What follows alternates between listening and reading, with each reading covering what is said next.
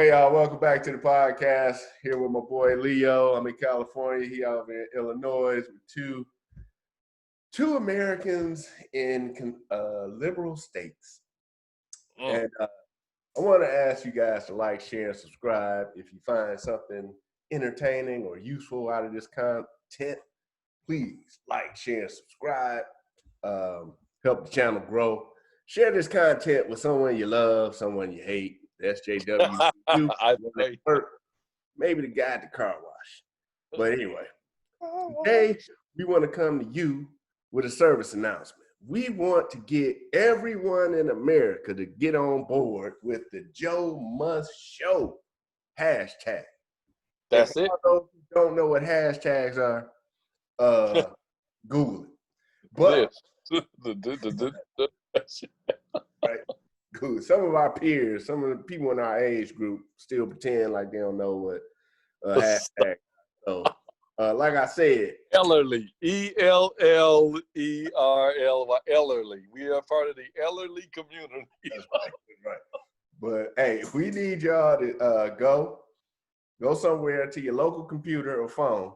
Go somewhere and put in or tweet or text, whatever you need to do. Joe Must Show. And where's Joe Must Show? Where does he have to show up to? Well, I'd like to inform you that he has been invited to the Joe Rogan podcast for a 4-hour debate with President Donald J. Trump.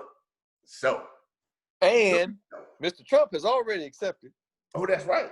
Mr. Trump has already accepted. Somebody put out a tweet that said, a debate between Joe Rogan and a debate commentated by or moderated by Joe Rogan between Donald Trump and Joe Biden. Who wants this? President Trump said, I do. Oh, give me the smoke. Y'all can't have all the smoke in Oregon and Washington and California. I want the smoke. I want the smoke, son. Trump said he wants the smoke. Hey, Trump was like, I'll be your Huckleberry. Come on. Hey, come on, you come over here, I'm gonna shoot that crusty pinky toe off. I'm telling you, if you come over here. Hey, he ain't gonna do it though. Joe ain't gonna show. And I wish you would say that. I wish he would though, but I'm like, damn, he really wouldn't. Man, that would be actually said, man. Dude, I would pay to see that. I would literally pay. Me and you both. But Trump actually said, I'm your Huckleberry. He basically out to me. 4 hours on Rogan's show. 4 hours, man, come on. Nothing for me.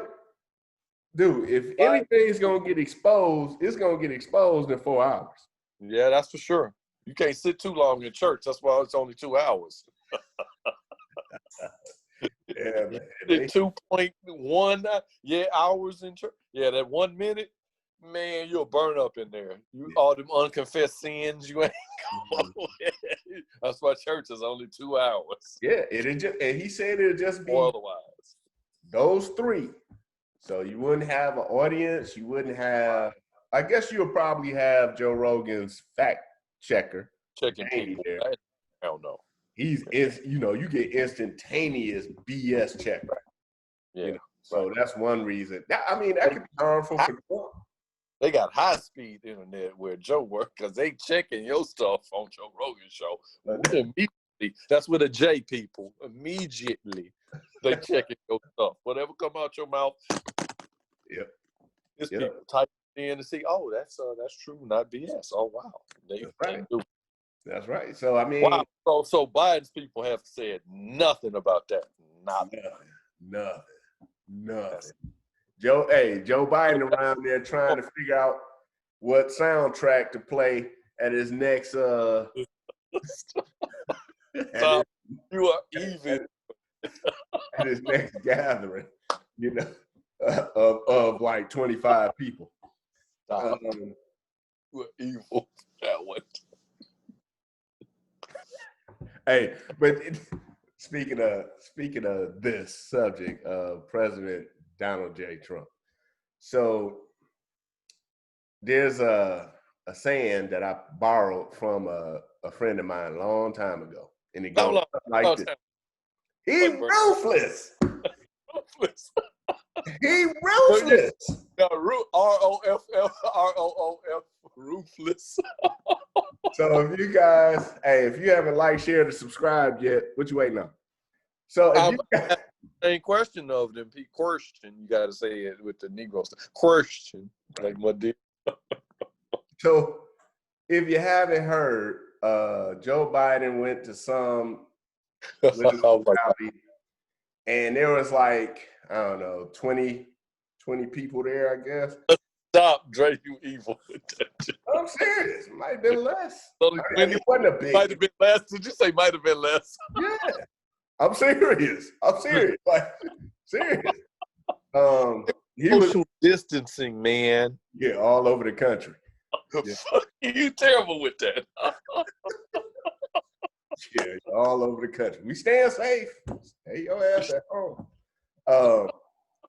So he walks out to the podium and you know, this is in, I think, Miami, so it's a Hispanic, you know, crowd there. And he starts playing, what's the song? Despacito. Despacito off his iPhone, right? So pandering, of course. I mean, yeah. He doing the James Brown at this point, man. Please, baby, please vote for me. I ain't got nothing to offer you. I ain't got no platform. I ain't got no policy except for whatever Trump said. We gonna do the opposite. Back. That's where I live. The big payback. He could have played the big payback in the background in Spanish. Hey, but that kind of baller. Ain't nobody redone that in Spanish. I gotta keep that on. An idea for somebody. Hey, so what Trump did, which was baller, he took the clip of Joe Biden playing that song and replaced what is it? Despacito with fuck police.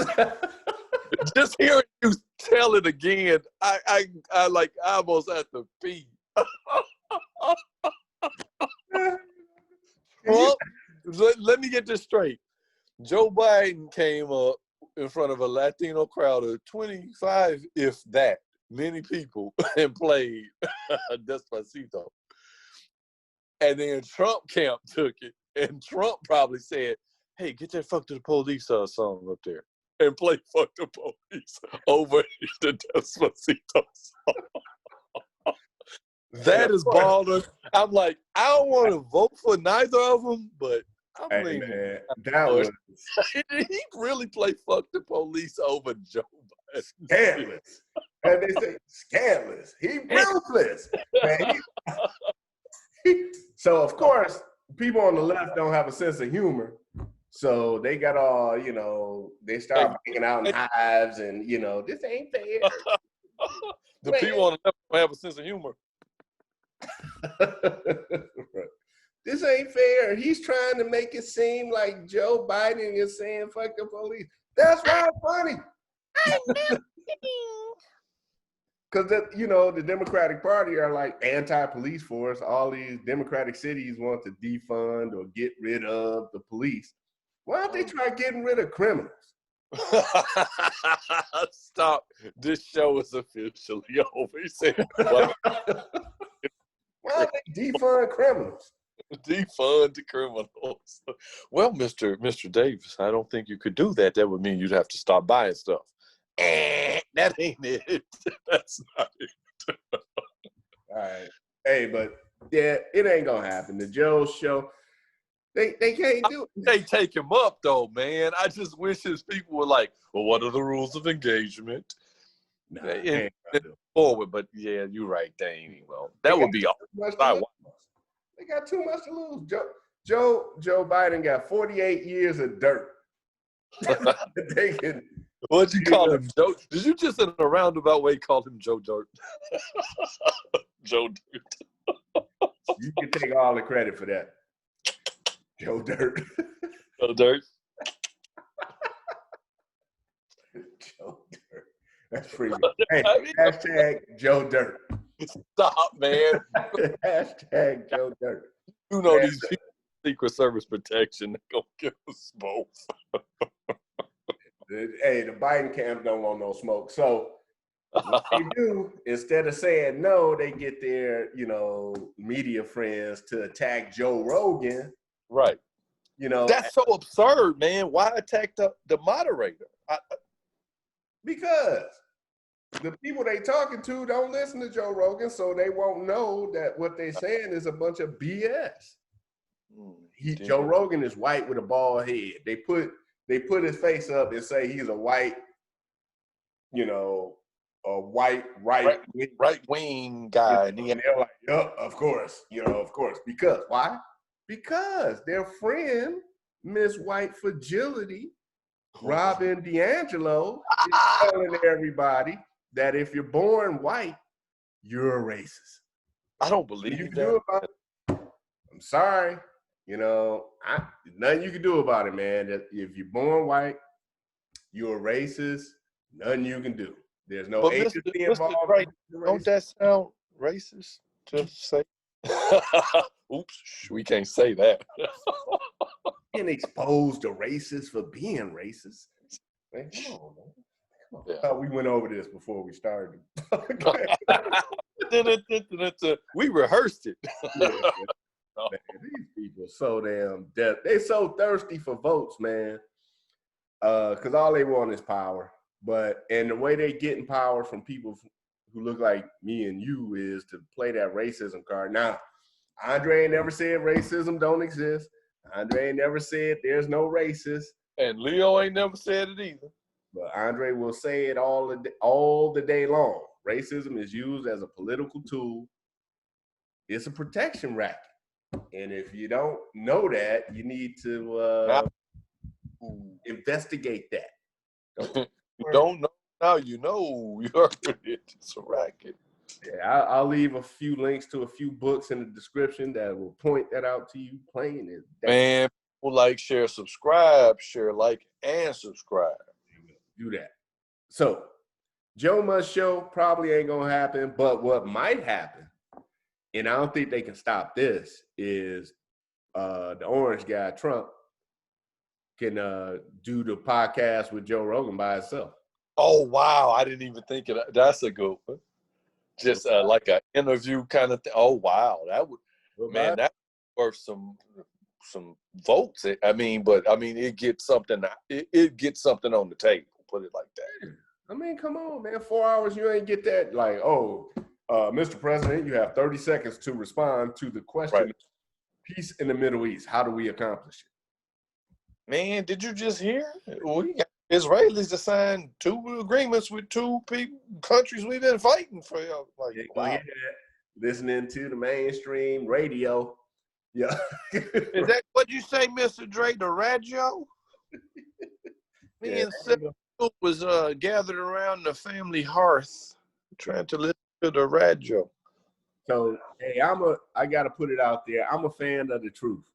I ain't here to try and persuade you to vote this way or that way, but I do believe if you're gonna vote, exercise your right to vote, you should know who you're voting for and vote for the truth. And the mainstream media just not giving us the truth. So I've taken upon myself to provide some truths for you.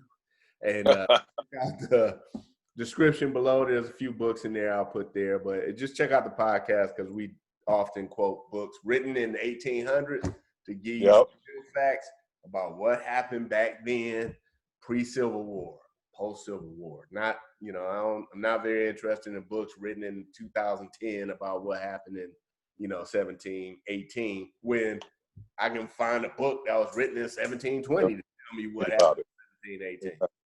So thank God for the internet. So we got that going on. But me and Leo was also talking about something that's very important to everyone in this country anyway. I think it's overly important. But I asked the question, when did race become important to you? That's profound. To what age was it when you woke up and said, I'm black? but he or she isn't, and that means something. Or I'm white, and he or she isn't, and that means something. Like, when did that happen to you? Simple, important question. It's like, I've never heard anybody ask that. Yeah. Well, according to Dr. D'Angelo, the question is mute, because if you white, you just automatically a racist. That's not true. That's not true at all. But she making a ton of money off of that. And if you ask me, am I jealous? Yeah. A hustle, ain't it? It's a hustle. It's a hustle, man. It's a hustle. It's the pimp game. Poverty pimps. And she big pimping, man. She going into corporations, spreading this crap. I mean, and when you said her name, she had just this like, it could have been anybody's name, but I was like, I was showing my program, and I was sure she was black. She ain't. I mean, she ain't. It's sad. So is she a double white supremacist because she white and telling white people that they racist? That's so fucked up, man. I mean, it's dude. Oh wow. And then she's #1 bestseller, man. Like, and she goes around in the corporations, spewing this garbage and doing trainings and. Yeah. So, hey, Mr. White guy over there, did you know you were a racist? But I'm married to a black. Oh yeah. You know, I got interracial kids. Yeah. Right. What the hell? I listen to NWA. Shit, like what the. You know, I know how to. Hey, like, where's that line where you know where you white, but you down enough to get your pass, right? Like, okay, you're white, but you're not racist because Robin DiAngelo has some, you know. Oh, you grew up watching the Good Times? Okay, you grew up watching, you know, the French Prince of Bel-Air? Okay, you know what a 1973 El Dorado is? Okay, you know, right. When do you get free? When are you getting your pass for it? You eat Popeye's chicken and Church's chicken in the same year? Okay. Democrat? Yes. Have you ever listened to a gospel song? Yes. Man, you really black. Okay. So, you really black. You just our white brother in this. Man, you know, people just like we were saying earlier, man, when we were kids, when we were little kids, it didn't matter. I grew up in the projects for like 8-9 years. I ain't gonna say I was there my whole life, but I grew up, one of my best friends, Ena, little nappy head black boy like myself, and Michelle, little blonde haired, straight haired girl. She had white parents. We all lived in the Brewster projects together. Didn't nobody care? Well, we ain't care about each other's race. And then when I went to elementary school, same thing. I had Jewish friends, Asian friends, white friends, black friends. Ain't nobody care. We started to care around junior high. Yep. The programming is setting in. Around junior high, and I wonder why that is. I would love someone to study that who wasn't being paid by the Democratic Party. I think it's the preparation to get into competition economically, right? I mean, that's the underlying thing. You about to go to high school, so there's scholarship money is attached to you going to school, or there's tests that they don't care about your middle school test when you're trying to get into college. Your high school, the SATs and all that competition in sports and, you know, choir and music, all that competition starts to get serious then. So the race part of it gets introduced as a cloak. But it's like, if you really good at math and really good at physics in high school, you're going to beat everybody and get into MIT. It just stands to reason. But if it's cloaked by race, it's some BS going on. And that's when the BS starts setting in, right at middle school. It don't start in high school. It starts in middle school. So I think you're onto something with that. Yeah. Yeah, and I think, you know, that's when parents start really paying attention to, like, their kids' future. Like, oh, it's getting real now. This fool about to turn 18 in 4 or 5 years. I got to really get him prepped. And then what you get these politicians talking about the reason your kid got a low score on the SAT isn't because he was outside playing in the streets till the street lights came on every day, and on the weekend playing football all day. But it was because he speaks Ebonics and they don't test for Ebonics. Right, exactly. We over there got smoke again, I will say, because this is us literally. Smoke coming out of the right ear or the left ear, trying to learn some doggone kanji, some other people's language in their country. Right. And they talking about in a newspaper in the Japan Times, some proposal from the Reverend Messi Jackson teaching black kids how to speak English via Ebonics. We over there dying trying to learn squiggly calculus looking language. This fool talking about teaching black kids how to speak proper English via Ebonics. Didn't we both look at each other like, man, what is the world coming to? We died over here trying to learn kanji. This fool talking about teaching black kids via Ebonics how to speak proper English. I'm like, wow. You ain't going up trying to go in some computer lab or some chemistry lab talking Ebonics. They talk physics. No, it's precisely. Thank you, brother. That's, you know, and that's why, you know, it ain't about it's not culturally appropriate or whatever. Especially when you got East Indians coming over here smoking everybody. They don't know nothing about our culture. They just know, hey, it's a test here. I'm a prepare for it, study for it. I ain't leaving the house. And the spelling bee ain't about the spelling bee. It's about attention to detail, which is why they keep winning it. 19 of the last 20 years of the spelling bee, ruining scripts. And they all second, third generation little, you know, Indian kids. But it's not spelling, because when you look at it, you think, man, so what? We got spell check. Nah, people. It ain't about spelling. It's about the attention to detail, and that trains your mind. Man, I learned how to fold blankets in boot camp. Does that mean I don't know how to pay attention to how I load a M16? Come on. It was the attention to detail. That's what they teach, and that's what that spelling bee represents. Yeah. So you can kind of blow it off on the esoteric, on the like face value, prima facie, you just blow it off. Man, so what about spelling? It's not spelling, it's attention to detail. That's what they're learning. And it's the values that go into valuing attention to detail.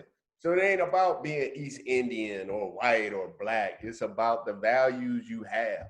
And if we, as a group of people, valued education a little bit more and entertainment a little bit less, you would see the scores rise. Improvement in attention to detail. You're competing with the robots, as me and Dre often talk about. You're not competing with another group of I still haven't got a chance to talk about this thing behind me because we always talk about politics. But one day, right, such a distraction. It's the future, folks. It's the future. But anyway, it's the values, and so it's common sense. If you take little Johnny in the first grade and little Malcolm in the first grade, both black boys in the same neighborhood, and little Malcolm's parents, let's say he has two parents and little Johnny only has one, little Malcolm's parents demand that he studies more than little Johnny. By the time they get to high school, Malcolm's going to have the advantage academically. Yeah. It's just common sense. So where does racism come in? It comes in with that race hustler. He brings it in there. That's how he Well, it doesn't logically come in, but it illogically creeps up, right? Right. He comes in talking about, you know, why little Johnny ain't getting ahead. It ain't your fault. It's not because you let him play all day outside. It's because they rigged the system against Johnny. But what about Malcolm? Malcolm kicking ass. Well, he's special. He's special. Let him just, he's an anomaly. What he should be the norm. Exactly. Okay? But if he's the norm, the race hustlers out of work. They're unemployed. That's it. There it is right there. They're unemployed, man. Nothing for them to sell. For themselves. The selling race, man. that's kind of bringing us down a bit. Let's keep this up. Let's keep this up. Hey, like, share, subscribe. Once again, please like, share, subscribe. We're not gonna hold you too long. But yeah, I want y'all to think about that. When was race like? When did you start noticing it? And when it means something, not like, okay, I'm 3 and my friend has straight hair, I got kinky hair, or whatever. I mean, like where the difference actually means something. Right. It wasn't when you were 4. But bro, I just can't believe no one has ever like publicly asked that. I mean, or even privately. I mean, that's a real striking question. Yeah, I mean, hey man, we need to start paying attention to people's ideas. Hey, what did Reverend Dr. Luther King say? Content of your character, not the color of your skin. Yep, it is. Because you could be dark as Flavor Flav and be the baddest neurosurgeon in California, and that skin don't matter. He's a neurosurgeon. It don't matter. Don't matter. And being black ain't a skill set. So, you know. Say that one more time for those in the way back. Hey, being black, being white, being Asian, whatever, is not a skill set. You got to earn your skill set. You got to put the work in. Well, it's a skill set if you're a race hustler. It's a skill set if you're a race hustler. Yeah, of course. You're a race hustler. Divide and conquer, bro. Divide and conquer. Why y'all got us, out there marching in the streets, getting tear gas? Not us, because I ain't going out there. We make too much money. This is our hobby.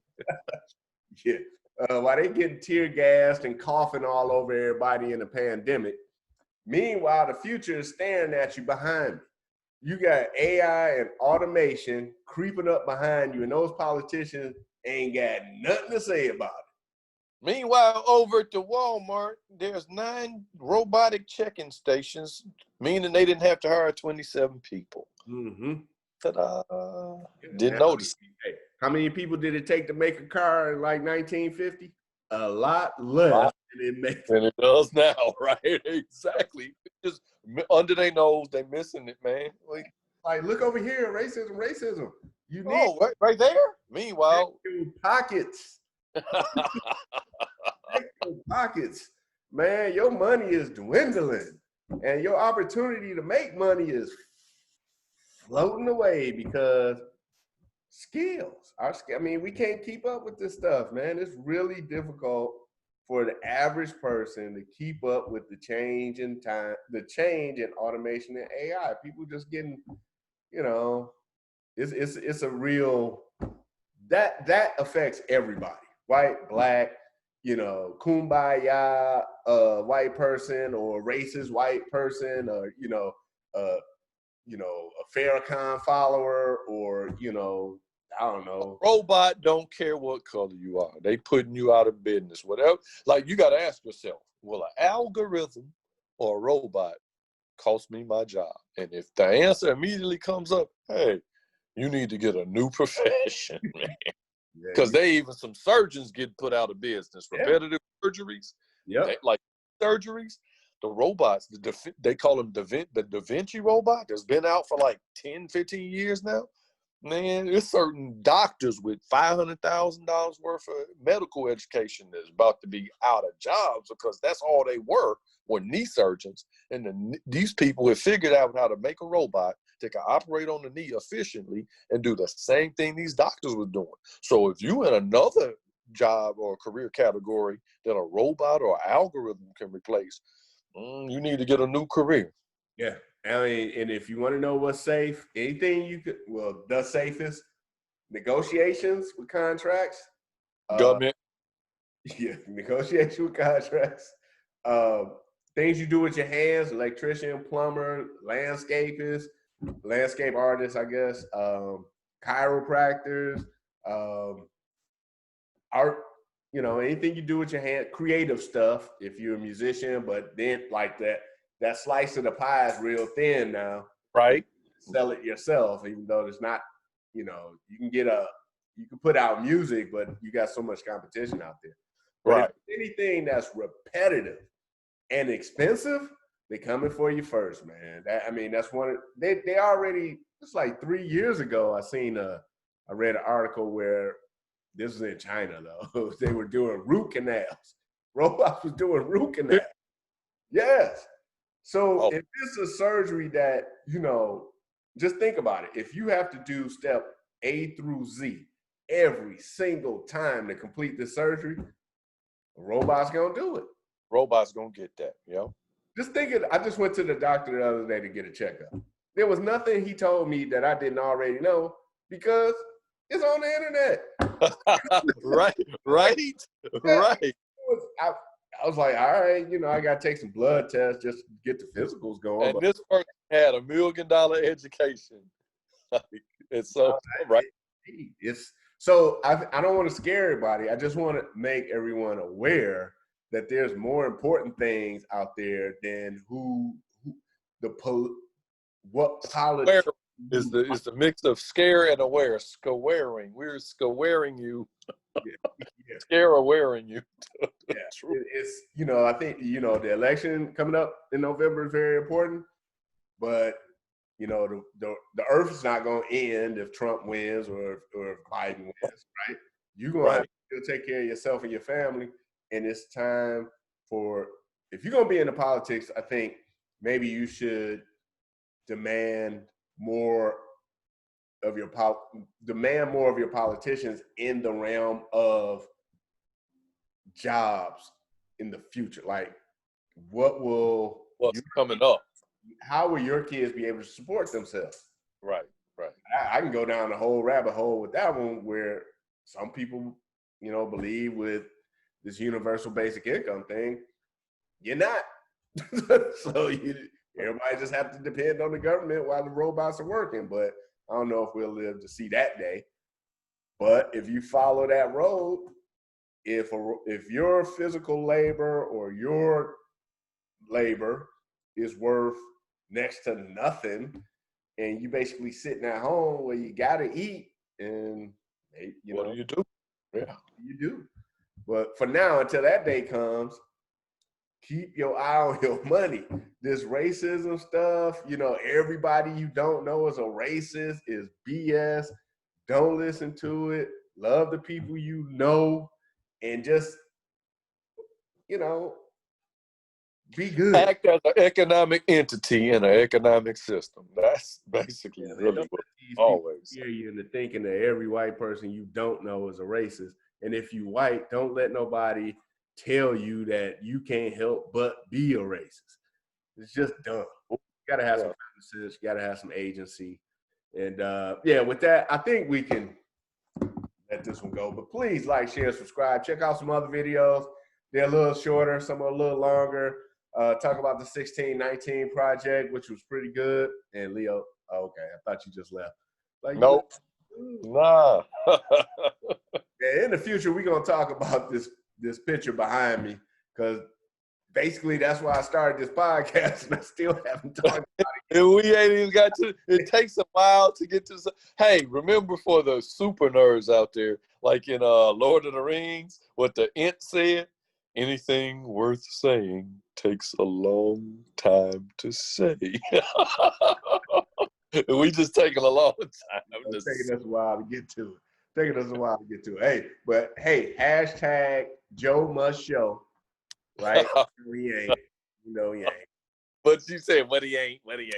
Yeah, but Joe Must Show. Let's put the pressure on him. Show up, man. Make his pay down at least. Why did you turn it down, Joe? Man, that would almost be. I couldn't imagine. That's Saturday Night Live material right there. That's where it would start. The season would start with that. I turned it down because I was asleep. Yeah. I was asleep. You were asleep then? All right. Well, I'm going to let y'all go. Thanks for stopping by. Hope you got something out of this. Like I said, check out in the description. I'll leave some books there for you, including my own. I have a book called Our Two Societies, where I did touch upon when race kind of became, I guess, important to me. And it was around in the 7th grade. Leo mentioned it was about the same for him. Wondering if it's the same for you. I also have a fiction, a historical fiction series out. First book is called Nyack. The series is called Ideas in Blood. If you like a little horror to go with your history, check it out. All right, Check it out. we're out. We'll talk to you again later. Stay well. And if you're going out there to protest, leave your peaceful bricks at home. You just had to.